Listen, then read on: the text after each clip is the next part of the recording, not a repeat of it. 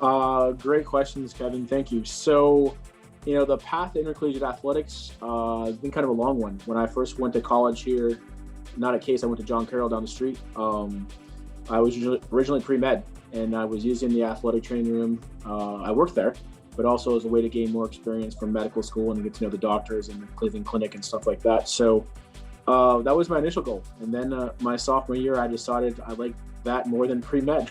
So that got me into athletic training. And from when I graduated from John Carroll, I went into work Division I and took a graduate assistantship at Eastern Illinois University and worked football and men's basketball there, and kind of got me on the road to intercollegiate athletics. I at one point I did work for the Pittsburgh Pirates organization in minor league baseball. And after doing that, I decided I liked the college setting better, and that's where I've been for the better part of the last part of my career here is working at the college setting.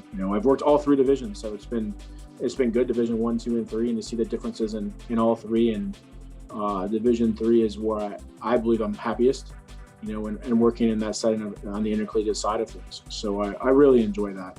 There's a lot. I'm not gonna lie when it comes to job responsibilities. Someone in my position is not only are you the athletic trainer for the sports you oversee, and all of us oversee the healthcare of our student athletes that are assigned to us, but me more so, a little more responsibility when it comes to being an administrator. Overseeing my staff of the athletic trainers we have here at Case Western Reserve, working with our outside physicians and groups, making sure we're all on the same page with that, working with other entities on campus. Helping other campus groups out. Right now I help campus student government in terms of getting things cleared for activities so they can do them and are COVID safe.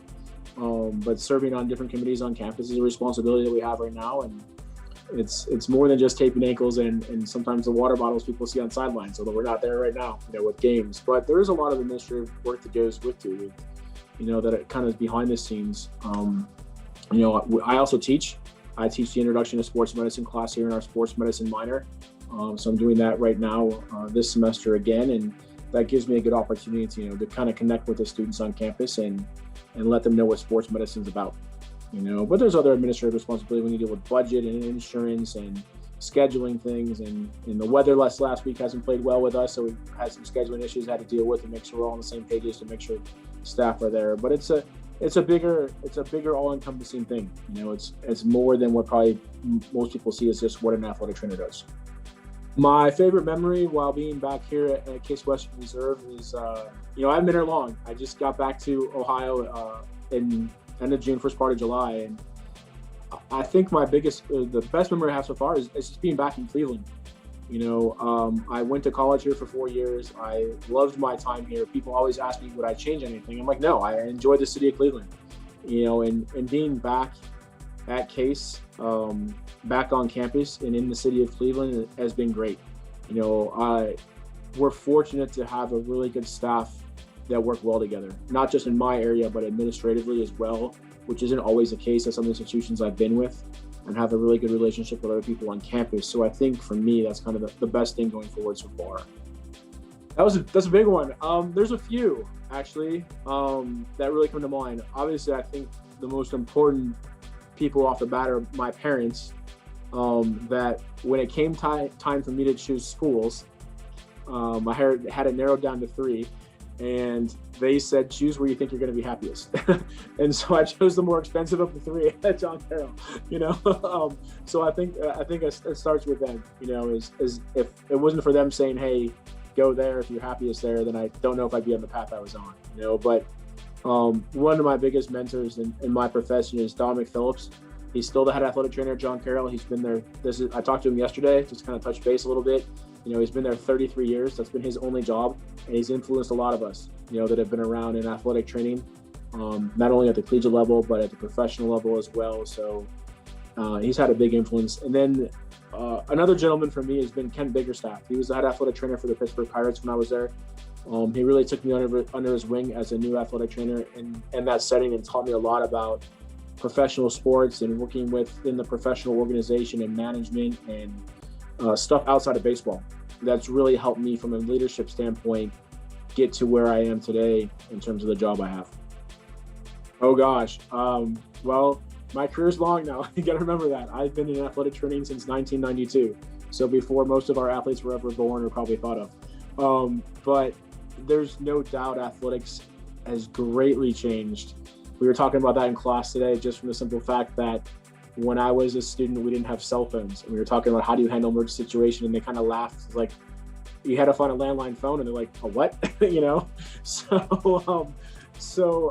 You know, there's been a lot of small changes, but I think when you look at it from big picture standpoint, I think there's really been a shift probably the last 10 years about more centered on the student athlete.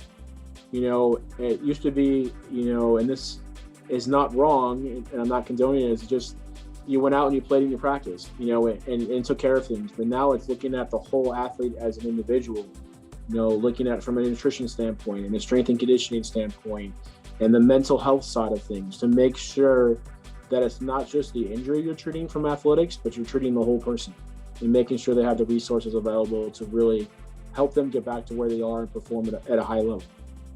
Oh, there's a few. I like this question.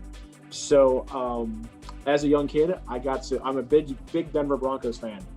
And I'm a big John Elway fan. Probably not the city of Cleveland, he's not a John Elway fan, but I am. And so I got to watch him in the AFC Championship game against the Buffalo Bills, you know, in person, which was cool for me as a young kid growing up in Western New York and being a Broncos fan.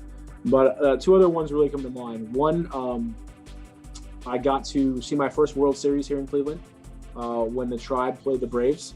It just so happens my roommate at the time, his class, he was an intern with the Indians, and they were looking for extra help for people to sell programs. And so I got to sell programs for the Indians during that World Series run, and that was kind of cool that we got to meet a lot of the players from both sides and wander around Jacobs Field and see the World Series in person. So that was great. And then the other big thing that I kind of really been involved with in athletics, I got to work the first college football playoff game between Ohio State and Oregon, you know, what is now the national championship game. When it first started, I guess it would be, I think 2015 was the first one.